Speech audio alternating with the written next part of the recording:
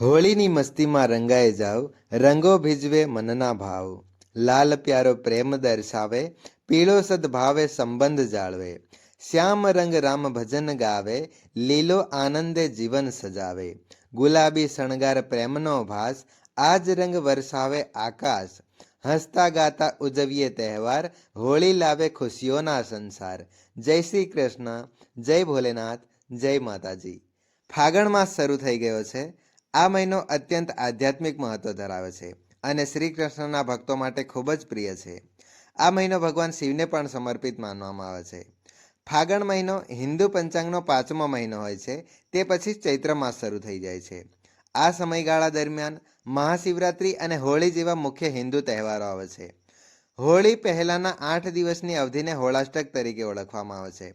તો શું તમે જાણો છો કે હોળાષ્ટક અશુભ કેમ ગણાય છે અને 8 દિવસ માટે જ હોળાષ્ટક કેમ હોય છે? હોળાષ્ટક 9 દિવસ કે 7 દિવસનું કેમ નથી હોતું?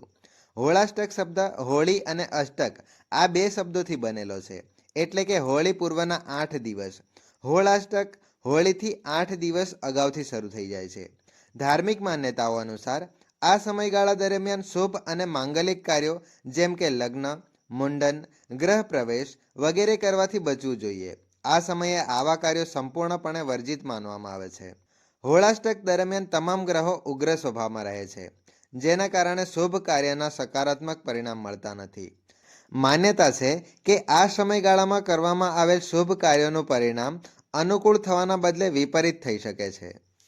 આ વિડીયોમાં આપણે 2025માં હોળાષ્ટકની શરૂઆત ક્યારે થઈ રહી છે અને ક્યારે તેની સમાપ્તિ થશે તે અંગે વિસ્તૃત ચર્ચા કરીશું.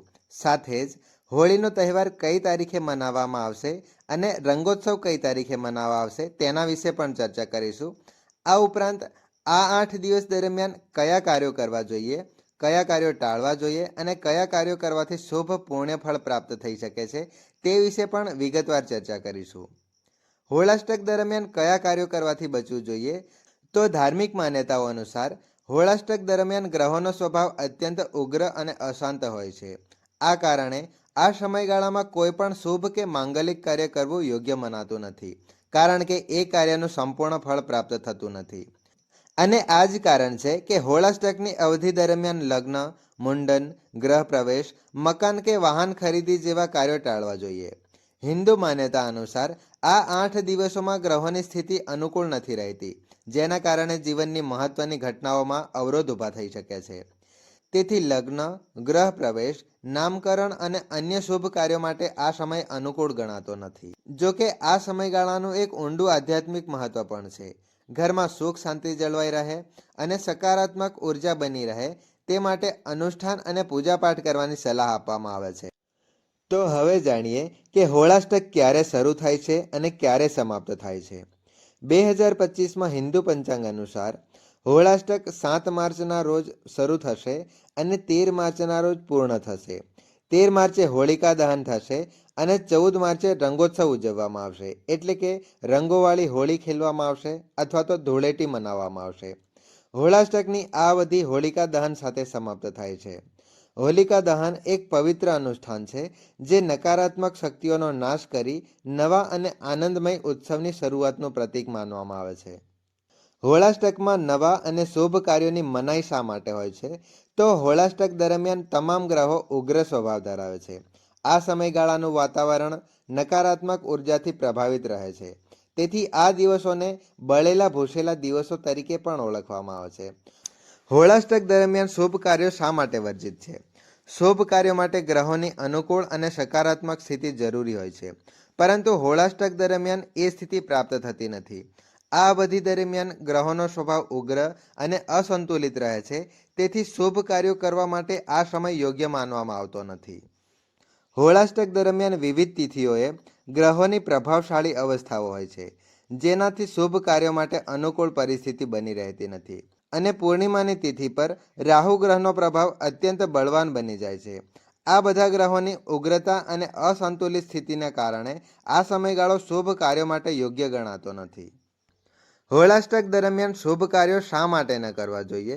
તો હિન્દુ માન્યતાઓ અનુસાર જો કોઈ વ્યક્તિ હોળાષ્ટકની અવધિ દરમિયાન માંગલિક કાર્ય કરે તો તેને અનેક પ્રકારની પરેશાનીઓનો સામનો કરવો પડી શકે છે. શુભ કાર્ય અધૂરું રહી શકે છે. જીવનમાં બીમારીઓ, સંકટો અને કંકાસકજી આવી શકે છે. અકાળે મૃત્યુનું સંકટ પણ ઊભું થઈ શકે છે. આનો અર્થ એ છે કે હોળાષ્ટકનો સમય અત્યંત અશુભ માનવામાં આવે છે. તેથી આ સમયગાળામાં કોઈ પણ પ્રકારના શુભ કાર્યો ન કરવા જોઈએ. નવી નોકરીની શરૂઆત હોળાષ્ટક પહેલા અથવા તો હોળાષ્ટક પૂર્ણ થયા પછી કરી શકાય છે. હોળાષ્ટક 8 દિવસના જ શા માટે હોય છે? હોળાષ્ટક 7 કે 9 દિવસના કેમ નથી હોતા? હોળિકા દહનથી 8 દિવસ અગાઉ ભગવાન વિષ્ણુના પરમ ભક્ત પ્રહલાદને તેના પિતા હિરણ્યકશ્યપે અત્યંત યાતનાઓ આપી હતી. 7 દિવસ સુધી હિરણ્યકશ્યપે પ્રહલાદને વિવિધ પ્રકારની પીડાઓ આપી અને તેને ભગવાન શ્રી હરિની ભક્તિથી દૂર કરવાનો પ્રયત્ન કર્યો. પરંતુ 8મા દિવસે હિરણ્યકશ્યપની બહેન હોલિકાએ પ્રહલાદને પોતાની ગોદમાં બેસાડી ભસ્મ કરવાનો પ્રયત્ન કર્યો. પરંતુ તે તો પોતે જ અગ્નિમાં દગ્ધ થઈ ગઈ. જ્યારે પ્રહલાદને ભગવાન વિષ્ણુની કૃપાથી કશું જ ન થયું અને પ્રહલાદ બચી ગયો. આ ઘટનાને ધ્યાનમાં રાખીને હોળાષ્ટક હોળી પહેલાના 8 દિવસનો માનવામાં આવે છે. પ્રાચીન સમયમાં પ્રેમના દેવતા કામદેવે ભગવાન શિવની તપસ્યા ભંગ કરી હતી. આથી ક્રોધિત થયેલા ભગવાન શિવે ફાગણ માસની અષ્ટમી તિથિના દિવસે કામદેવને ભસ્મ કરી દીધા હતા. ત્યારબાદ કામદેવની પત્ની રતિએ ભગવાન શિવની આરાધના કરી અને કામદેવને પુનર્જીવિત કરવા માટે પ્રાર્થના કરી હતી. ત્યારે ભગવાન શિવે રતિની પ્રાર્થના સ્વીકારી અને હોલિકા દહનના દિવસે કામદેવને પુનર્જીવિત કર્યા હતા. આ જ કારણ છે કે હોળાષ્ટકના 8 દિવસો દરમિયાન શુભ કાર્યો માટે વર્જિત માનવામાં આવે છે. આ દિવસોને ભૂસાયેલા અથવા તો બળેલા દિવસો તરીકે પણ ઓળખવામાં આવે છે. એટલે આ અવધિ દરમિયાન કોઈ પણ શુભ કાર્ય કરવું જોઈએ નહીં. હોળાષ્ટક દરમિયાન કયા કાર્યો ટાળવા જોઈએ? તો ગૃહ પ્રવેશ, લગ્ન નક્કી કરવું કે લગ્નની તારીખ નક્કી કરવી, મુંડન અને નામકરણ, સગાઈ અને અન્ય સંસ્કાર, હવન અને મૂર્તિનું સ્થાપન, અષ્ટમ યજ્ઞ અથવા તો દેવ મૂર્તિની સ્થાપના કરવી આ સમયમાં અશુભ ગણાય છે. આ સમયગાળામાં વહુ અથવા તો દીકરીની વિદાય કરવી શ્રેયસ્કર નથી. વિદાય હોળાષ્ટક સમાપ્ત થયા પછી જ કરવી જોઈએ. નવું ઘર, દાગીના, વાહન, પ્લોટ અથવા તો અન્ય મિલકત ખરીદી યોગ્ય મનાતી નથી. નવો વેપાર શરૂ કરવો કે મોટા પ્રમાણમાં ખરીદી વેચાણ કરવું એ પણ અશુભ ગણાય છે.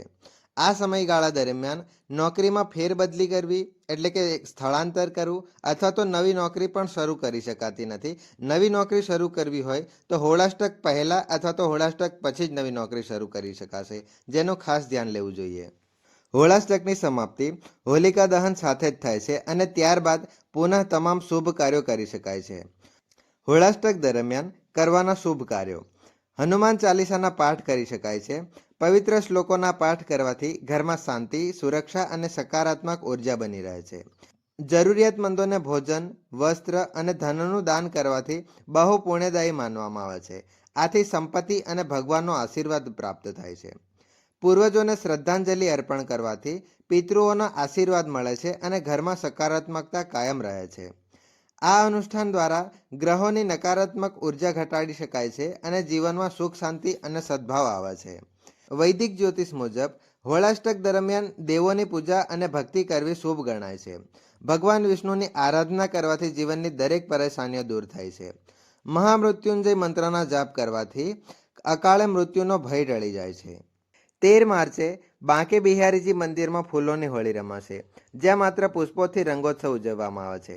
દ્વારકાધીશ મંદિરમાં હોલી ડોલા યાત્રા નીકળે છે અને મથુરાના વિશ્રામ ઘાટ પર ભવ્ય હોળી ઉત્સવ યોજાય છે. જ્યારે 14 માર્ચે ધૂળેટી એટલે કે રંગવાળી હોળી મથુરા અને વૃંદાવનના દ્વારકાધીશ મંદિરમાં ગુલાલ અને ટેસુના ફૂલો વડે રંગોત્સવ ઉજવવામાં આવે છે. ભક્તો પર વિવિધ રંગો અને રંગીન પાણીનો વર્ષાવ કરવામાં આવે છે. આમ હોળાષ્ટક એક વિશેષ સમયગાળો છે. હોળાષ્ટક એ એક વિશેષ સમયગાળો છે જેમાં શુભ કાર્યોની મનાઈ હોય છે, પરંતુ પૂજાપાઠ અને દાન પુણ્યનું મહત્વ આપવામાં આવે છે. જય શ્રી કૃષ્ણ. હર હર મહાદેવ. જય માતાજી. આશા છે કે આ માહિતી તમારા માટે ઉપયોગી સાબિત થશે. તેથી વિડીયોમાં આપેલ માહિતી જો તમને તમારા માટે ઉપયોગી સાબિત થશે.